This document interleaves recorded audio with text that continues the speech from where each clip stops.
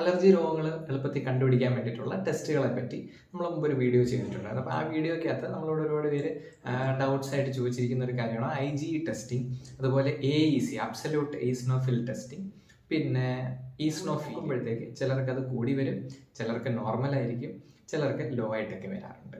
അപ്പോൾ allergy ലക്ഷണങ്ങളുള്ളവർക്ക് IgE നോർമലായിട്ട് ചിലപ്പോൾ വരാം. അലർജി ലക്ഷണങ്ങൾ ഇല്ലാത്തവർക്ക് IgE വളരെ ഹൈ ആയിട്ട് കാണിക്കാം. AECയുടെ കാര്യവും ഇങ്ങനെ തന്നെയാണ്. ഇതിൻ്റെ കാര്യം എന്ന് വെച്ച് കഴിഞ്ഞാൽ എക്ടോപിക് ആയിട്ടുള്ള ഒരു അലർജി ടെൻഡൻസി ഉള്ള ആൾക്കാർക്ക് ഈ പറയുന്ന സാധനങ്ങൾ ഹൈ ആയിട്ട് വരാം. അവർക്ക് അലർജി ലക്ഷണങ്ങൾ ഉണ്ടാവണമെന്നില്ല, പക്ഷെ അവരുടെ ബോഡിയുടെ നേച്ചർ അങ്ങനെ ആയതുകൊണ്ട് ഇത് ഹൈ ആയിട്ട് വരാം.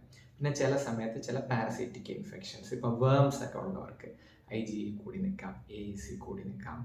ചില വൈറൽ ഫീവർ വന്ന് പോയി കഴിഞ്ഞാൽ AEC കൂടി നിൽക്കാം. ചില വാതരോഗങ്ങൾക്ക് ഇത് കൂടാം. അപ്പോൾ ഇതിൽ നിന്ന് നമ്മൾ മനസ്സിലാക്കേണ്ടത് എന്താണെന്ന് വെച്ച് കഴിഞ്ഞാൽ ഈ IgE ടെസ്റ്റിങ്, ടോട്ടൽ IgE ടെസ്റ്റിങ്ങും AEC ടെസ്റ്റിങ്ങും സ്പെസിഫിക് അല്ല.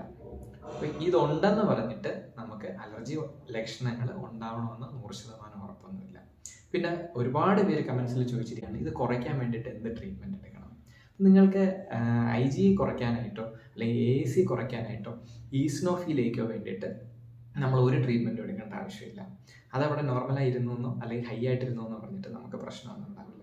നിങ്ങൾക്ക് അലർജി ലക്ഷണങ്ങളുണ്ടോ, നിങ്ങൾക്ക് ആസ്മയുണ്ടോ, തുമ്മലുണ്ടോ, അലർജിക് റൈനൈറ്റിസ് ഉണ്ടോ, ഫുഡ് അലർജി ഉണ്ടോ, അത് ട്രീറ്റ് ചെയ്യുക.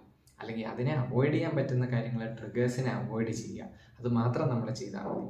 പിന്നെ റെഗുലറായിട്ട് ഇത് മോണിറ്റർ ചെയ്യേണ്ട ആവശ്യമുണ്ടോ? ഇപ്പോൾ നമ്മൾ അലർജി ശ്വാസമുട്ടിനുള്ള മെഡിസിൻ എടുക്കുന്നു, ആസ്മയുടെ മെഡിസിൻ എടുക്കുന്നു, അലർജിയുടെ ടാബ്ലറ്റ് എടുക്കുന്നു.